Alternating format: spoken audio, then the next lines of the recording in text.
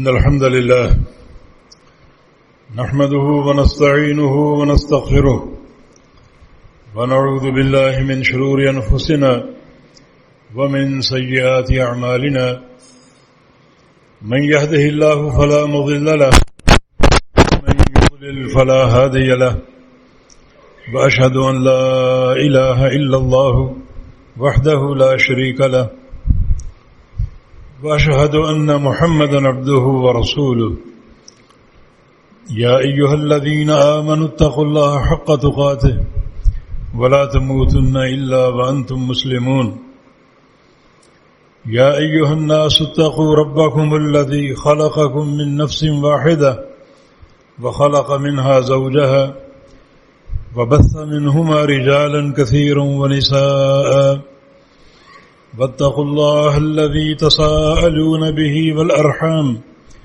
إن الله كان عليكم رقيبا يا أيها الذين آمنوا اتقوا الله وقولوا قولا سديدا يصلح لكم أعمالكم ويغفر لكم ذنوبكم ومن يطع الله ورسوله فقد فاز فوزا عظيما أما بعد فإن أصدق الكلام كلام الله وأحسن الهدي هدي محمد صلى الله تعالى عليه وسلم وشر الأمور محدثاتها وكل محدثة بدعة وكل بدعة ضلالة وكل ضلالة في النار من يطع الله ورسوله فقد رشد واهتدى ومن يعص الله ورسوله فقد ضل وغوى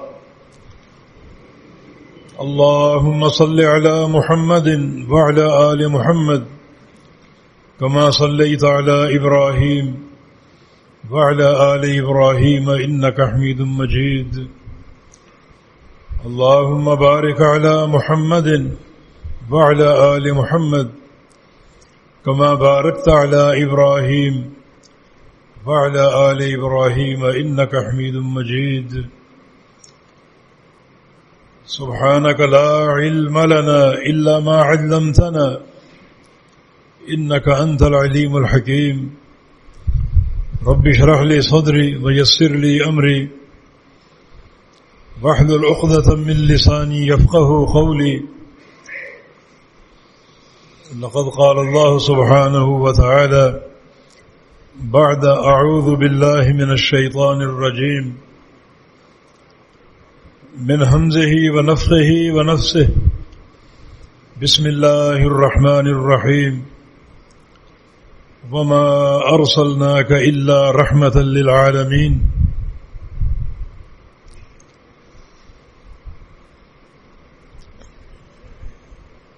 ماہ ربیع الاول کی 12 تاریخ کو رسول کریم صلی اللہ تعالی علیہ وسلم کی ولادت باسعادت کے طور پر منایا جاتا ہے.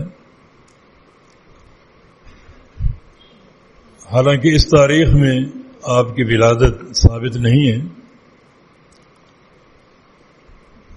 بلکہ کسی مستند اور صحیح تاریخ سے رسول کریم صلی اللہ علیہ وسلم کی ولادت کی تاریخ ثابت نہیں ہوتی. اس میں بھی اللہ تعالیٰ کی حکمت ہے، اور وہ حکمت یہ ہے کہ اس دن کو کسی مخصوص عبادت یا طور طریقے کے لیے متعین نہ کر لیا جائے. اگر ولادت باسعادت کی مناسبت سے وہ سب کچھ جو ہم کرتے ہیں کرنا مشروع ہوتا تو اللہ رب العزت آپ کی ولادت کی تاریخ کو محفوظ رکھتا، ہمیں اس کی اطلاع ہوتی تاکہ اس دن کی آمد پر ہم یہ سارے کام انجام دے سکیں. جس ذات باری تعالی نے موسیٰ علیہ السلام اور بنی اسرائیل کی آزادی اور فرعون کی بربادی کی تاریخ کو محفوظ رکھا، جو کہ محرم کی 10 تاریخ ہے، اور اس دن کا روزہ مشروع فرما دیا، اور وہ ایک روزہ 1 سال کے گناہوں کا کفارہ ہے، تو یہ بات بالکل سمجھ میں آتی ہے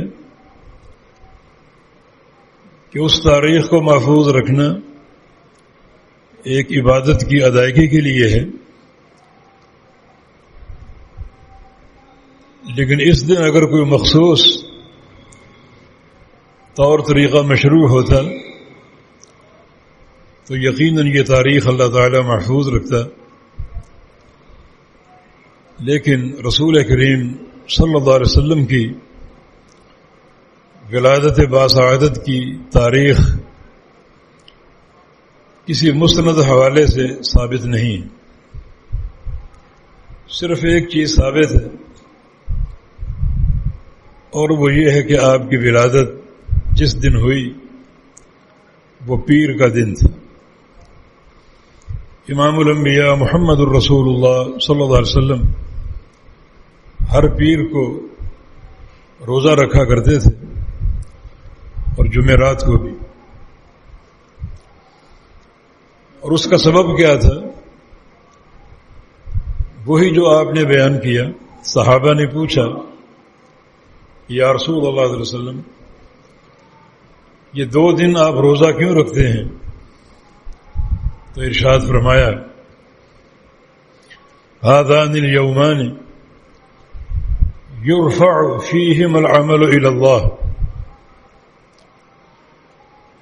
فأحب أن يرفع عملي وأنا صائم۔ ان 2 دنوں میں بندوں کی نیکیاں اللہ تعالیٰ کو پیش ہوتی ہیں، تو میری یہ چاہت اور خواہش ہے کہ جب میری نیکیاں اللہ تعالیٰ تک پہنچیں تو ان میں روزہ بھی شامل، کیونکہ روزہ ایک بڑی اہم عبادت ہے۔ من صام یوما فی سبیل اللہ باعد اللہ بینہ وبین جہنم 70 خریفا، یہ آپ کا ارشاد گرامی ہے، جو اللہ کے لیے اس کی راہ میں ایک روزہ رکھ لے، اللہ تعالیٰ اسے جہنم سے 70 سال دور کر دیتا ہے۔ ان 2 دنوں کے روزے متروک ہو چکے ہیں، ہم چھوڑ چکے ہیں، بھلا چکے ہیں، لیکن بڑی ان کی اہمیت ہے۔ جب اعمال صالحہ اللہ تعالیٰ کی طرف اٹھائے جاتے ہیں تو ان میں اگر روزہ شامل ہو تو ان اعمال کی شان بڑھ جاتی ہے، اور یہ ایک نیکی روزے کی 70 سال کے لیے 70 سال کی مسافت کے بقدر جہنم سے دوری کا سبب بن جاتی ہے۔ ہم نے بات شروع کی تھی اپنے پیارے پیغمبر سردار کائنات افضل الرسل سید ولد آدم محمد مصطفیٰ علیہ السلام کی ولادت باسعادت کے تعلق سے۔ تو یہ ایک ایسا واقعہ ہے، ہر مومن کو اس کی خوشی سال میں ایک بار نہیں بلکہ ہر روز، ہر گھڑی، ہر لحظہ اور ہر آن ہونی چاہیے، جس کا طریقہ ہم بتاتے ہیں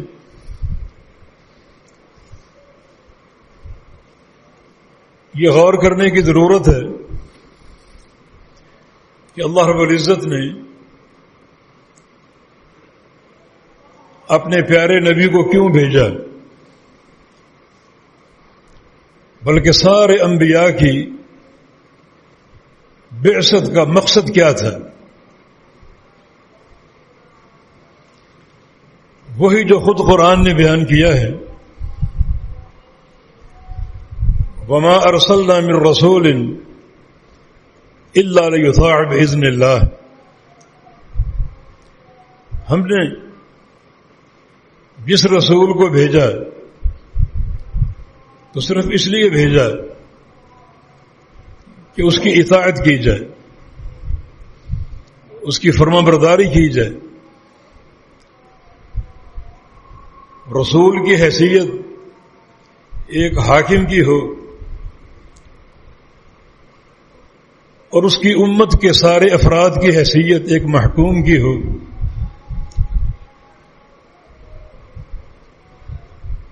صرف رسول کی اطاعت کا ڈنکا بجے ساری اطاعتیں ٹوٹ جائیں، یہ سرداریاں، باپ دادا کی باتیں، قوم برادری کے طور طریقے سب ٹوٹ جائیں اور صرف ہمارے رسول کی اطاعت ہے۔ یہ ہر نبی کی بعثت کا مقصد ہے۔ جن لوگوں کو رسول کی آمد کی خوشی ہو، رسول کی ولادت کی خوشی ہو، وہ یقیناً اسی مقصد کی تکمیل کریں گے۔ اب پورا قرآن پڑھ لیجئے، سینکڑوں مقامات پر اللہ کے پیارے پیغمبر کی اطاعت کا حکم، کہیں اطاعت کا اور کہیں اتباع کا۔ اطاعت اور اتباع میں فرق یہ ہے کہ اطاعت آپ کے فرامین ماننے کا نام ہے اور اتباع آپ کے پاکیزہ عمل کی پیروی کا نام۔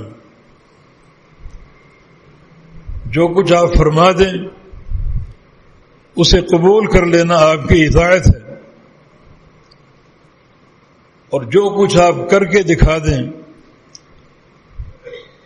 اسے مان لینا اور اس کی پیروی کر لینا، یہ آپ کی اتباع ہے۔ سینکڑوں مقامات پر اللہ تعالی نے اپنے پیارے رسول کی اطاعت کا یا اتباع کا حکم دیا ہے۔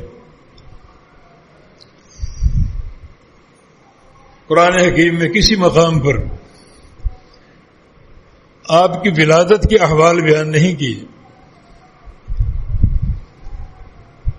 یا آپ کے چہرہ مبارک کے نقوش بیان نہیں کیے کہ آپ کے ہونٹ کیسے تھے اور آپ کا چہرہ کیسا تھا اور آپ کے رخسار کیسے تھے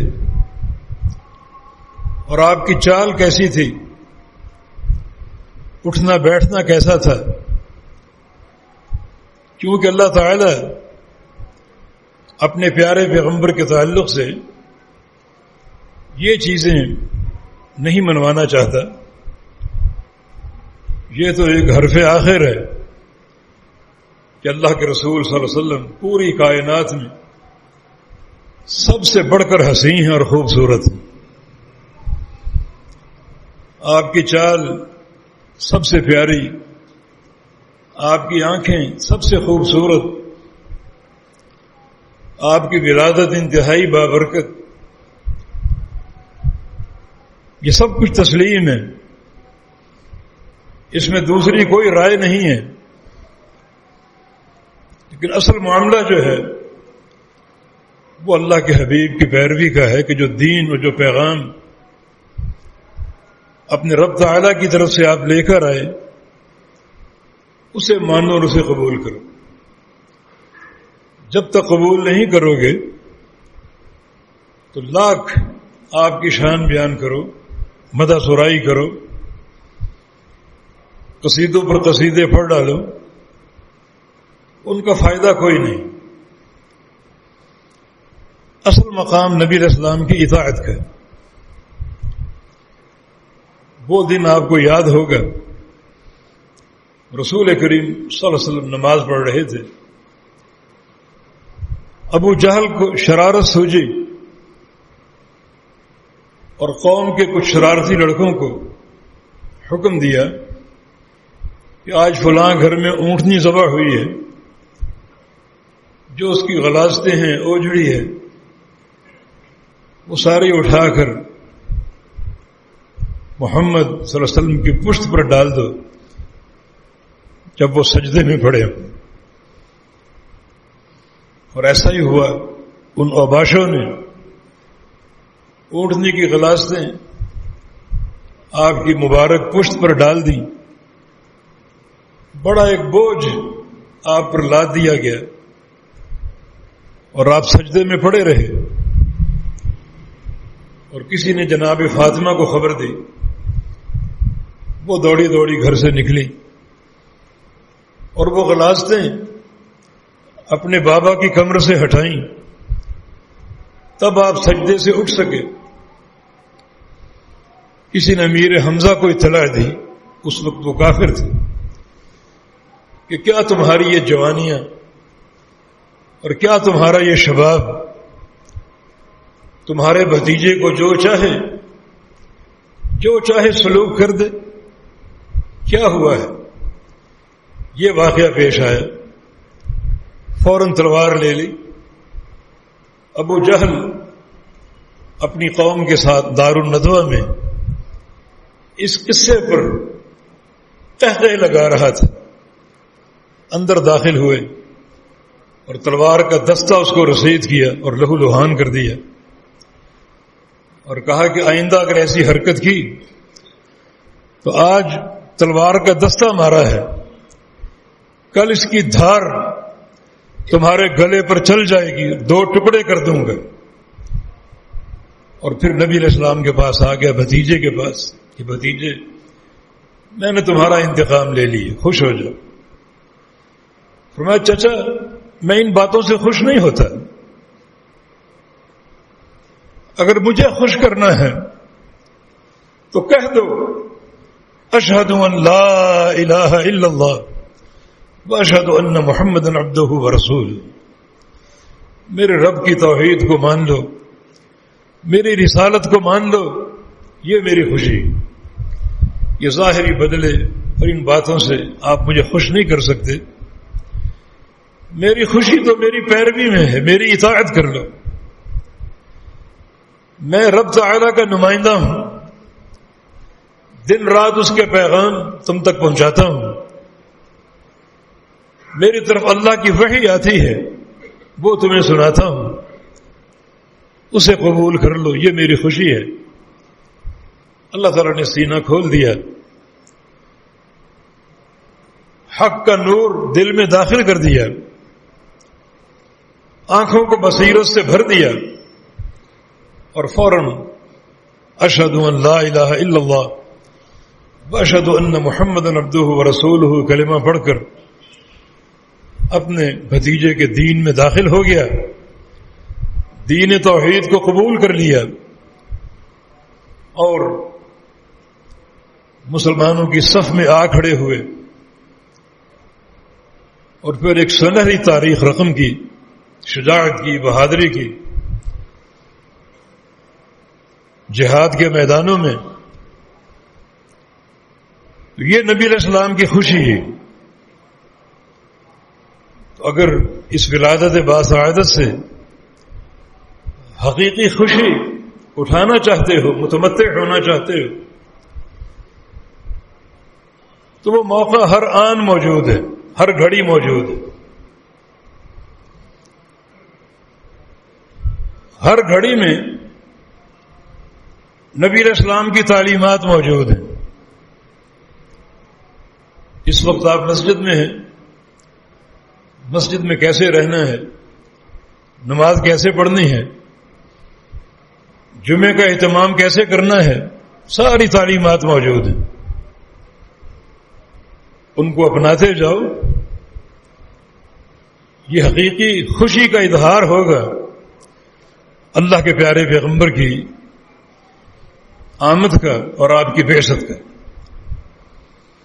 جمعہ پڑھ کے گھر جائیں گے، گھر میں اللہ کے پیارے پیغمبر کیسے رہتے تھے، کیسے داخل ہوتے تھے، کیا آپ کے اخلاق مبارکہ تھے اور کیا آپ کا طرز عمل تھا، ہر چیز موجود اور واضح ہے. گھر کی چار دیواری میں اس اسوہ حسنہ کو اپنا لو. یہ آپ کی آمد پر حقیقی خوشی اور محبت کا اظہار ہوگا. کبھی آپ سفر میں ہیں، کبھی آپ حضر میں ہیں. سفر کے احکام بھی موجود ہیں، حضر کے احکام بھی موجود ہیں. کبھی صحت ہے، کبھی مرض ہے. صحت کی باتیں بھی موجود ہیں اور مرض کی نصیحتیں بھی موجود ہیں.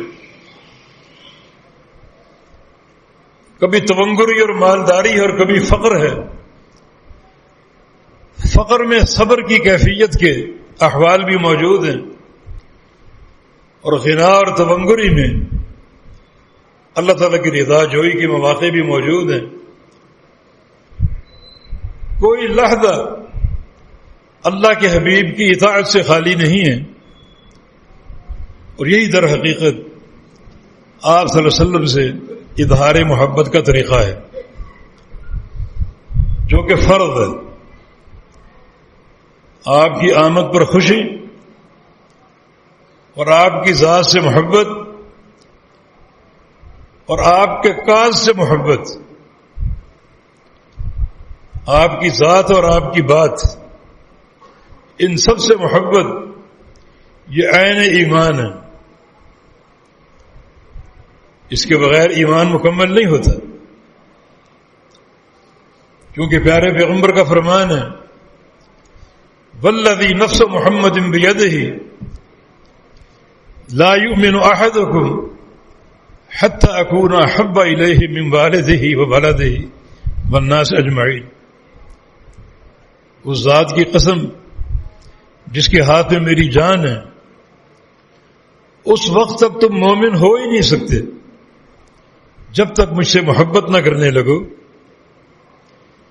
صرف محبت نہیں بلکہ ایسی محبت جو تمہاری اولاد کی محبت سے بڑھ کر ہو اور تمہارے ماں باپ کی محبت سے بڑھ کر ہو، بلکہ اس کائنات کے ہر فرد اور ہر انسان کی محبت سے بڑھ کر ہو. یہ حدیث بڑی معنی خیز ہے. اگر ہمارے دلوں میں اللہ کے حبیب کی محبت نہیں ہے تو ہم مومن نہیں ہیں، اور اگر محبت ہے مگر وہ اولاد اور ماں باپ کی محبت سے کم ہے پھر بھی مومن نہیں ہے. اور اگر محبت ہے اور وہ اولاد اور ماں باپ کی محبت کے برابر ہے پھر بھی مومن نہیں ہے. سچے ایمان کی علامت یہ ہے کہ ایسی محبت اپنے دلوں میں پیدا کر لو، راسخ کر لو، جو اولاد کی محبت سے زیادہ ہو، ماں باپ کی محبت سے زیادہ ہو،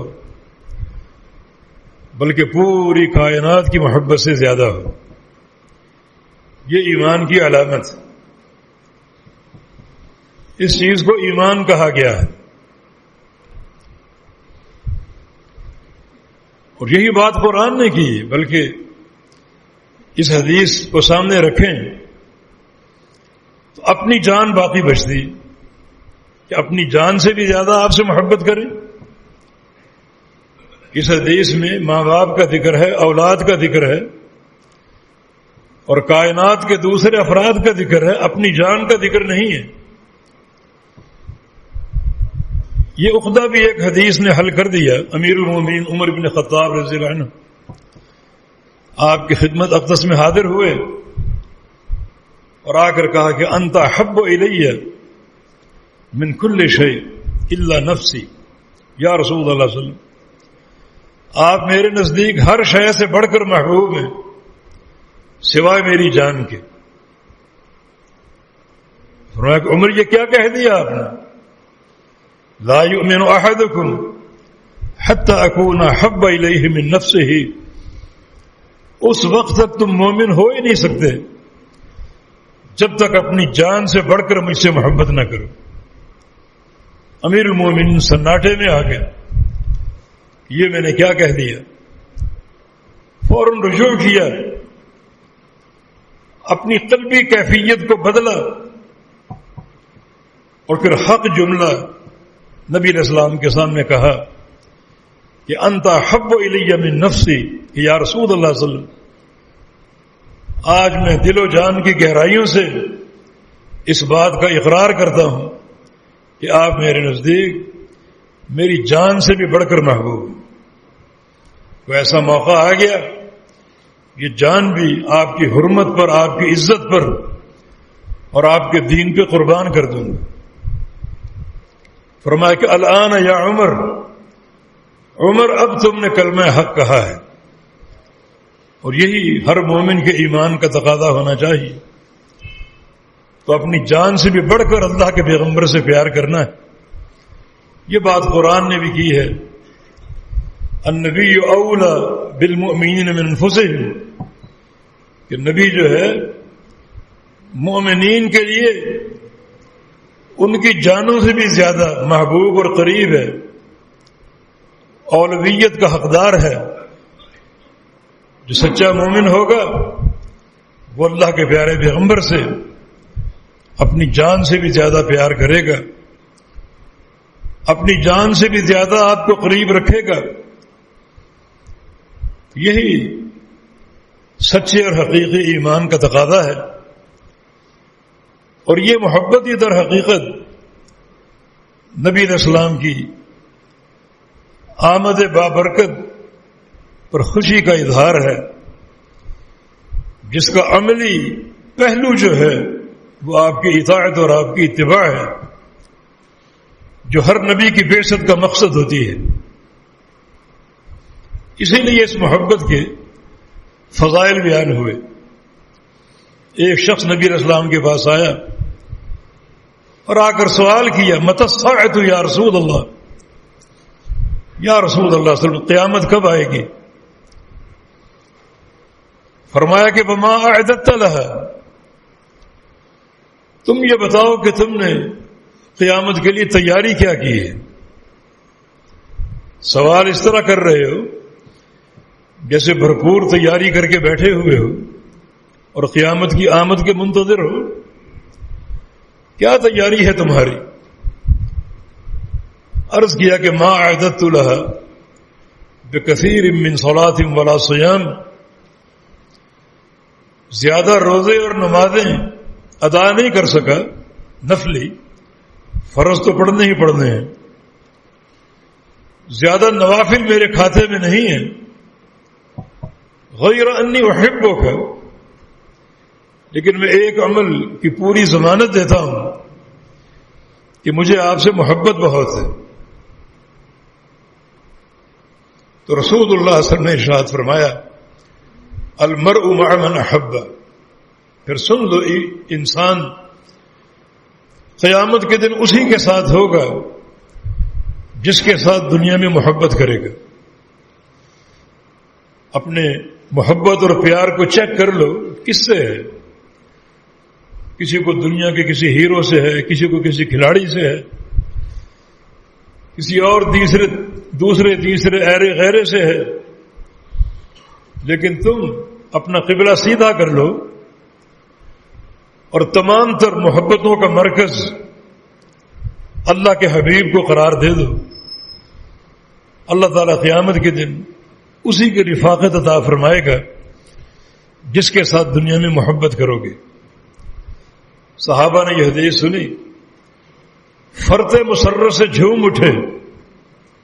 انس بن مالک نے بلند آواز سے کہا کہ لوگوں گواہ رہو، انی احب رسول اللہ صلی اللہ علیہ وسلم، مجھے اللہ کے حبیب سے محبت ہے۔ احب ابا بکر، ابو بکر صدیق سے محبت ہے. احب عمر، عمر ابن خطاب سے محبت ہے. اور میری یہ خواہش ہے کہ اللہ تعالیٰ قیامت کے دن ان تینوں شخصیتوں کی رفاقت اور معیت عطا فرما دے. یہ اس محبت کی فضیلت ہے کہ جنت تو ملے گی ہی، مگر جنت کے اندر اللہ کے پیارے پیغمبر کی رفاقت بھی ملے گی. یہ اس محبت کا انجام. صحیح بخاری کی ایک اور حدیث ہے، ثلاث من کن فیہ وجد بہن حلاوت الایمان. جس شخص میں تین چیزیں پیدا ہو گئیں اس نے حلاوت ایمانی کو پا لیا، ایمان کی مٹھاس کو پا لیا. وہ تین چیزیں کیا ہیں؟ ان یکون اللہ ورسولہ احب الیہ مما سواہما، کہ اللہ اور اس کا رسول اس کے نزدیک دنیا کی ہر شے سے زیادہ محبوب ہو جائیں. اللہ اور اس کے رسول سے سب سے بڑھ کر محبت ہے. اصل محبت کا مرکز اللہ کی ذات ہے. ساری محبتیں اللہ تعالیٰ کے لیے ہیں، اور اللہ تعالیٰ کی محبت کی تکمیل کے لیے ضروری ہے کہ جس سے اللہ کو محبت ہے اس سے محبت کی جائے، اسی ترتیب سے جو ترتیب شریعت سے سمجھ آتی ہے. اللہ تعالیٰ کو اس کائنات میں سب سے زیادہ محبت اپنے آخری رسول محمد مصطفیٰ علیہ الصلوۃ والسلام سے. ایک لقب اللہ تعالیٰ نے ایسا اختیار کیا ہے جو صرف ایک ہی شخصیت کو دیا، اور وہ شخصیت محمد الرسول اللہ صلی اللہ علیہ وسلم کی ہے. انت حبیب اللہ، کہ آپ اللہ کے حبیب ہیں. یہ لقب کسی اور کو حاصل نہیں ہے سوائے محمد مصطفیٰ علیہ الصلوۃ والسلام کے، کہ آپ اللہ کے حبیب ہیں. جو اس بات کی دلیل ہے کہ اللہ رب العزت کو سب سے زیادہ اپنے پیارے رسول سے محبت ہے. تو محبت کی مرکزیت اللہ تعالیٰ کے لیے ہے. پھر یہ دیکھو کہ اللہ تعالیٰ کو کس کس سے محبت ہے. اپنے پیارے پیغمبر سے محبت ہے، پیغمبر کے اہل بیت سے محبت ہے، پیغمبر کے صحابہ سے محبت ہے، پیغمبر کے شہر مدینہ سے محبت ہے، پیغمبر کے دین سے محبت ہے، پیغمبر کے مشن سے محبت ہے جو کہ بیان توحید ہے. یہ ساری محبتیں اپنے اندر پیدا کر لو، یہ ساری محبتیں پال لو تاکہ اللہ رب العزت کی حقیقی محبت حاصل ہو جائے. تو فرمایا کہ تین چیزیں جس شخص میں پیدا ہو گئیں اس نے حلاوت ایمانی کو پا لیا. اور کیا جانو تم ایمان کی مٹھاس کیا ہے، ایمان کی حلاوت کیا ہے؟ جو دل اس حلاوت کو پا لے، جس دل میں یہ لذت رچ بس جائے، وہ دل پھر اسلام کا گرویدہ ہو جاتا ہے. اللہ اور اس کے رسول کی اطاعت کے علاوہ کوئی دوسرا کام نہیں کرتا. یہ حلاوت ایمانی کا نتیجہ ہے. کسی گناہ کے قریب نہیں جائے گا، یہ حلاوت ایمانی کا نتیجہ ہے. کبھی دین اسلام سے منحرف نہیں ہوگا، اور کبھی اللہ اور اس کے رسول کے کسی امر کی اطاعت کا انکار نہیں کرے گا، کیونکہ دل میں ایمان کی مٹھاس آ چکی ہے. اور یہ مٹھاس ایسی ہے کہ بندہ اور کوئی راستہ اختیار ہی نہیں کرتا، اسی مٹھاس کی رو میں بہہ جاتا ہے، اور اطاعت اس کی زندگی کا شعار بن جاتا ہے، اور اطاعت اس کا مقصد حیات بن جاتا ہے.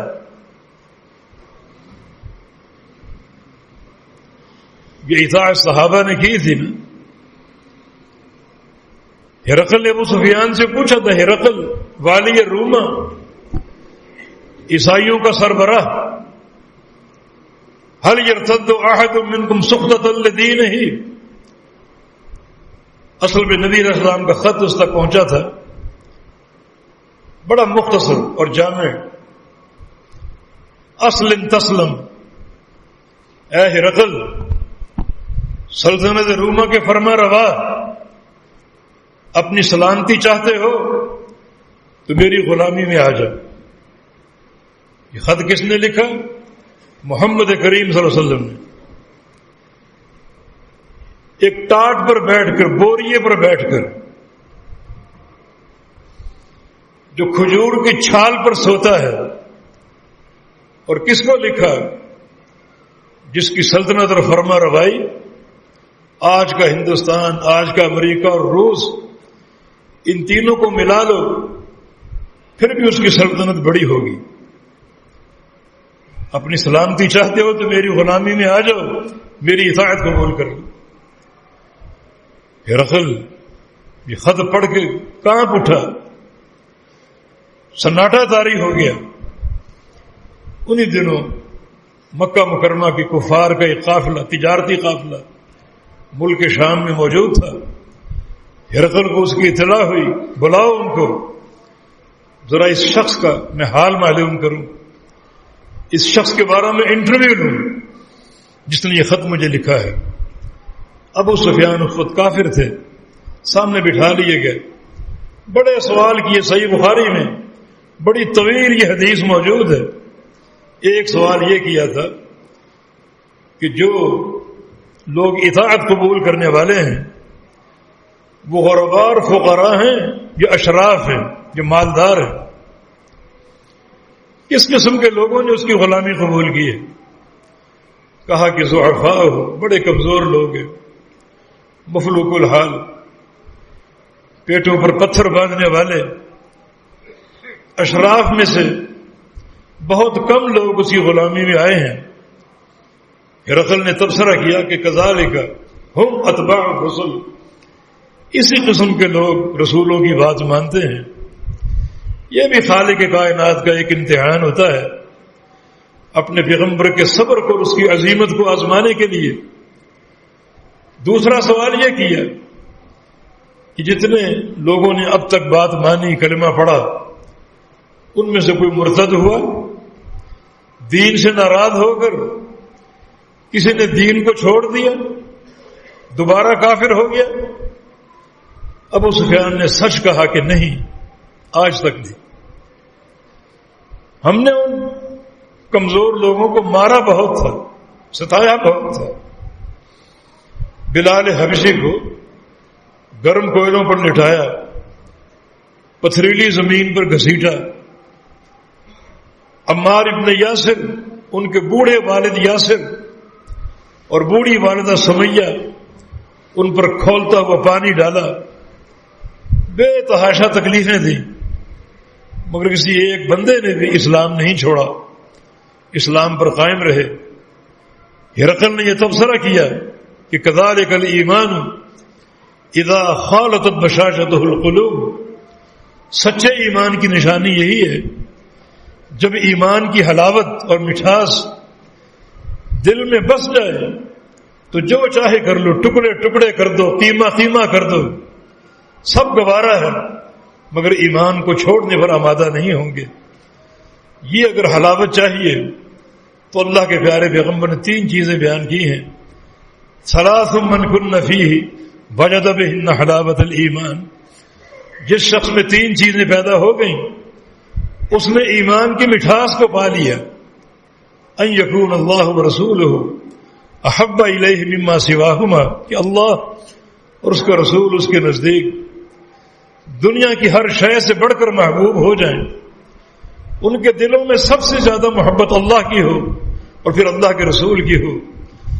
وَأَن يُحِبَّ الْمَرْءَ لَا يُحِبُّهُ إِلَّا لِلَّهِ، اور پھر وہ لوگوں سے محبت کریں اور وہ محبت بھی اللہ کے لیے ہو، اس محبت میں کوئی دنیا کا مقصد کار فرما نہ ہو، کوئی دنیا کے حرص نہ ہو، دنیا کی لالچ نہ ہو۔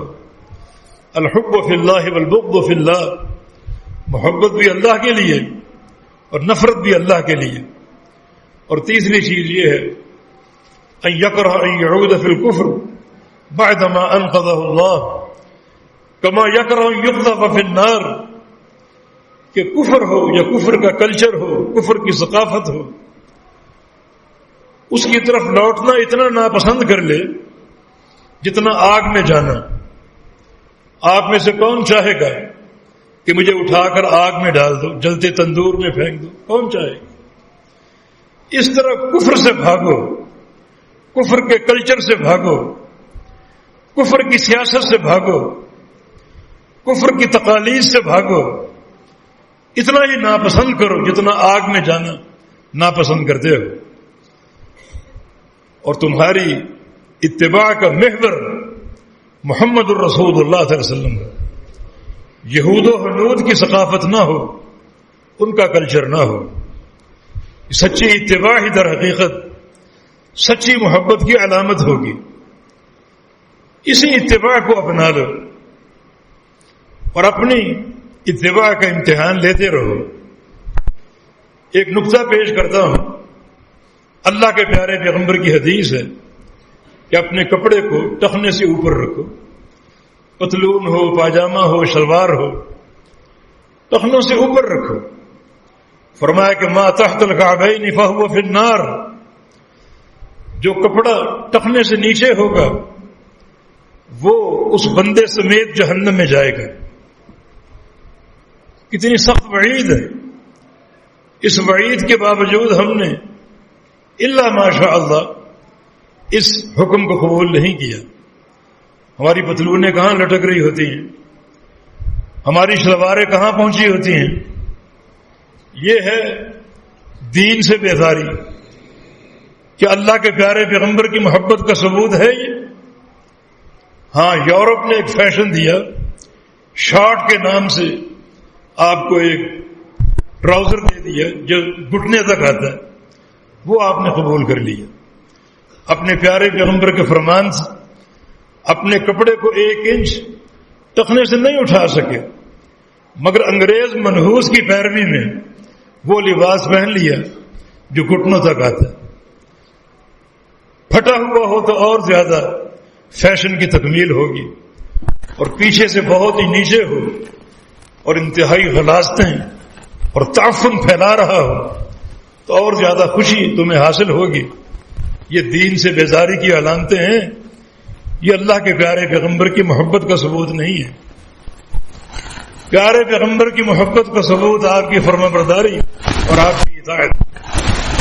جو انتہائی مشکل عمر اتباع کرنا، اطاعت کرنا، خوشی غمی میں، سفر و حضر میں، تبنگری اور فقر میں، گھر میں، بازار میں، مسجد میں مشکل معاملہ ہے. میرے بھائیوں، محبت میں آ کر جھنڈے گاڑنا، چراغاں کرنا سب سے آسان کام. اور اگر یہ کام محبت کا اظہار ہوتا، ابو بکر صدیق رضی اللہ عنہ مدینہ منورہ کی سڑکوں اور گلیوں کو روشنی سے بھر دیتے. ان سے بڑھ کر پیارے پیغمبر سے محبت کرنے والا کون ہو سکتا ہے؟ صرف سفر ہجرت کا واقعہ لے لیجیے. جن کی چاہت تھی کہ ہجرت کا حکم تو آئے گا اور اللہ کے پیارے پیغمبر ہجرت کریں گے، اور آپ کا مکہ سے نکلنا جان جوکھوں کا کام ہوگا. کفار آپ کا تعاقب بھی کریں گے، ننگی تلواریں لے کر آپ کا پیچھا بھی کریں گے. ابو جہل نے آپ کے قتل پر 100 اونٹوں کا انعام رکھا تھا، اور ابو بکر صدیق کی چاہت تھی کہ یہ سفر میں اپنے پیارے پیغمبر کے ساتھ کروں تاکہ اپنے پیارے پیغمبر کی حفاظت کر سکوں.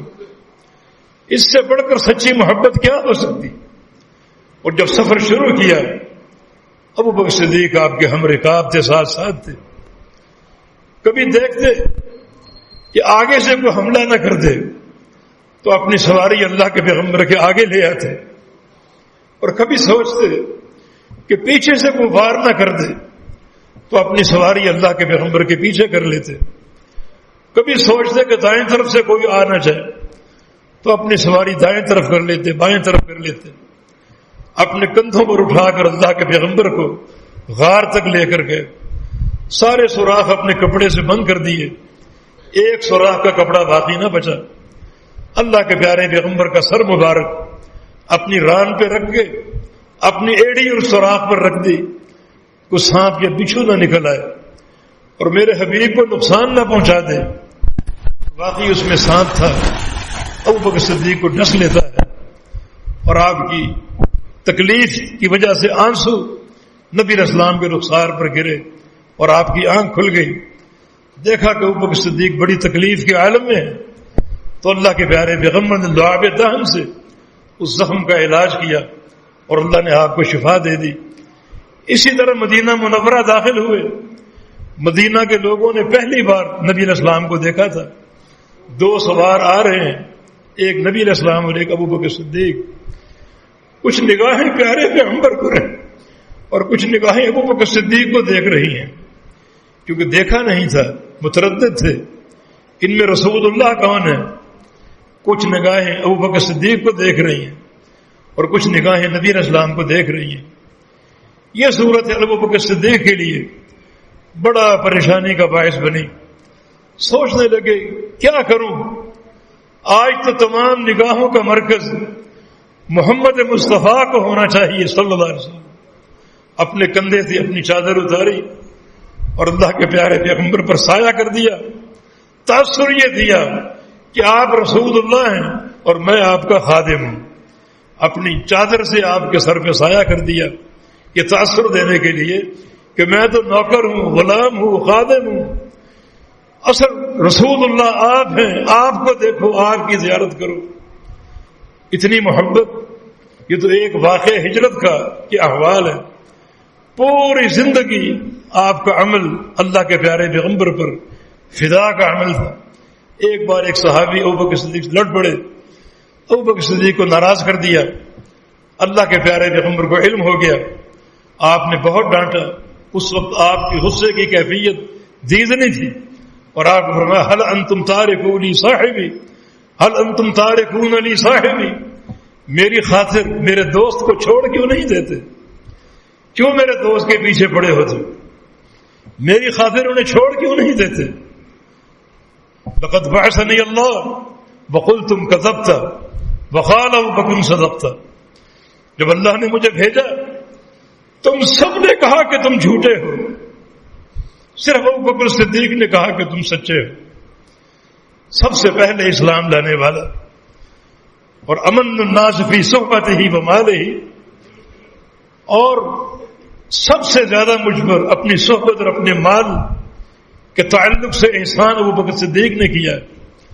دنیا میں جس نے مجھ پر احسان کیا سب کے بدلے چکا چکا ہوں، سوائے ابوبکر صدیق کے، ان کے سارے بدلے اللہ تعالیٰ قیامت کے دن چکائے گئے۔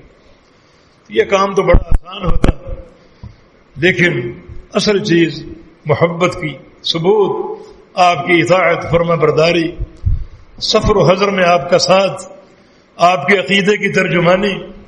جو پیارے پیغمبر نے دعوت توحید دی تو آپ جانتے ہیں 5 وہ صحابہ صرف ابوبکر صدیق کی دعوت پر ایمان لائے جن کا شمار ان 10 صحابہ میں ہوتا ہے جن کو دنیا میں جنت کی بشارت دی گئی۔